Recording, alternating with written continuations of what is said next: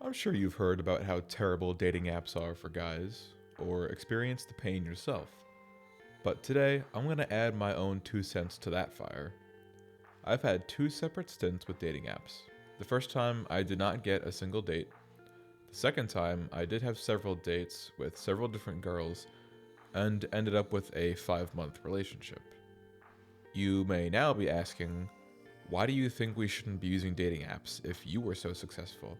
And if you sit down, grab yourself a drink, and open up your ear holes, I'll tell you all about my experience. First of all, location, location, location. My first stint was at my college town, while my second stint was in my hometown in a much more populated location. If you're not in a good location, you will not be seeing many matches. Now, to that you might say, but if I can't find enough people on dating apps, how am I supposed to find them in real life? And to that I say, dating apps are like the Battle of Stalingrad. You have to start throwing bodies out there to get any results. Dating in real life is not like that. Even if you have a smaller dating pool to begin with, you can sell yourself better in person than you can through an app. So speaking of selling yourself, dating apps don't let you do that in any capacity compared to real life. A picture and some text don't convey how you carry yourself, how you speak, how you treat people, and interact with the world around you.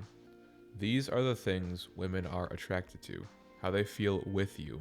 If they don't like what they see, they can simply say no and move to the next 100 guys lined up for them. And that's not a bash on women either, that's just kind of how humanity works. Us men, we compete for the attention of women, and when you put it on a phone, the only thing that can be taken into account is physical attractiveness. And that's really not the primary attractor for women. The problem starts when it is the only attractor available.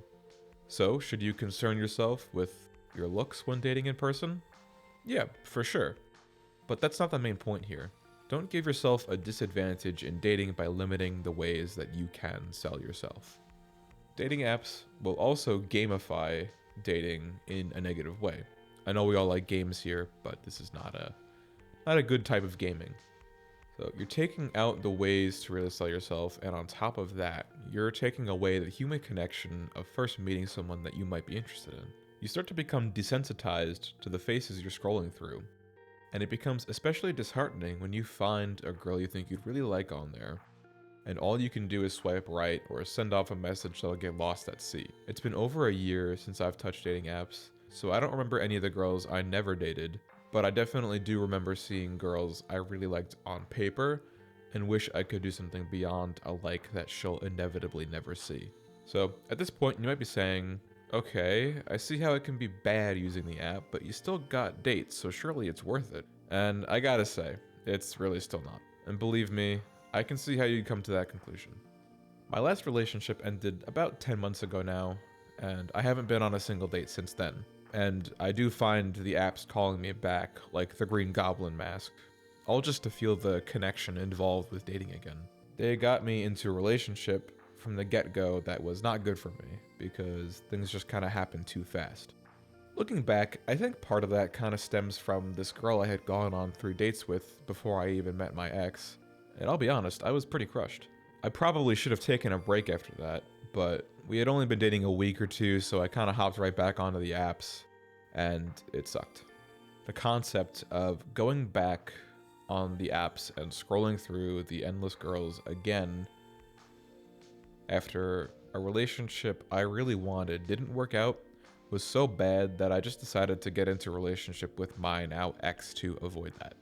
I remember telling a close friend of mine, "Oh yeah, I don't think I'll even get into a relationship with this girl." And then I was just like, "Man, I don't really want to go back to the scrolling, the just not having a relationship. I want a relationship," and it kind of didn't in that moment matter who with. So I kind of just was like, "All right, let's do it," and I should not have, obviously. So, on top of kind of all of that, I do think that the dating apps gave me a little bit of perspective on what it is that I want from a relationship. And at the end of the day, I think I was kind of meant to go through some of what I did in order to realize that. And of course, also share that experience with you and help the boys out there that are also struggling. So that's pretty much all I have for my main points. But if you need a few more reasons, and I'm sure you've already heard all these reasons, but you know, I encountered them myself, so you can kind of be rest assured that they are true. So you may have heard that the apps themselves are designed and managed just terribly for you. They actually make you stay on them instead of getting into a relationship and deleting them for good because, you know, they entice you to pay for a bunch of features, extra swipes, roses, bull crap to get noticed. And it works. You know, that's the crazy thing. It does work when you buy these things. And that's what sucks, is that it does work. You know, so they want to keep you on the app as long as possible so that you spend the money on the things that do work. They give you a little bit of hope and just kind of swipe it away, literally. But on top of that, you know, they don't manage bots very well. There's a ton of obvious bots, and it's really annoying, especially when there are some that aren't as clear. And you know I said that this was not a bash against women, but I will say this next part is, at least on some women out there. There are a ton of them who kind of just put their Instagram in their bios and get men to follow them in the hopes that, you know, they'll send a successful DM and kind of get to you that way. But it's just a bunch of bull to get more Instagram followers. And don't even get me started on the girls that go on there to advertise their OF. It's kind of disgusting. Some of those are bots. Some of them are probably real women. It's gross. It traps the guys who don't know better and are desperate. Because let's face it, boys, the modern dating game is desperate. I myself am desperate in a lot of ways. So I urge you not to fall for that stuff. You know, don't add random girls on Instagram, especially from a dating app. But yeah, I do urge you to kind of avoid dating apps altogether. It's going to be a waste of time, especially if you don't have experience dating outside of them, because let's face it, you can message someone and you can have like a text conversation, you can curate your profile all you want, but the second you meet, it's still a first impression. And if you can't conduct yourself in person, but you're fine online, you have bigger fish to fry here, because you might be able to get messages and get things, but if you're not handling the in-person dates right, then you're SOL.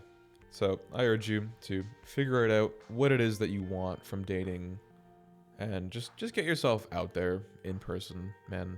You know, I know it's hard these days, believe me. It is not easy, but your relationship ends how it begins. So make sure that it begins in the most authentic way possible. I know everyone says be yourself, but genuinely, if you just get out there and find somebody that really does like your authentic, genuine self, then, I mean, you're better off than most guys out there these days. So take it easy, boys. Thank you again for watching, and as always, may God be with you.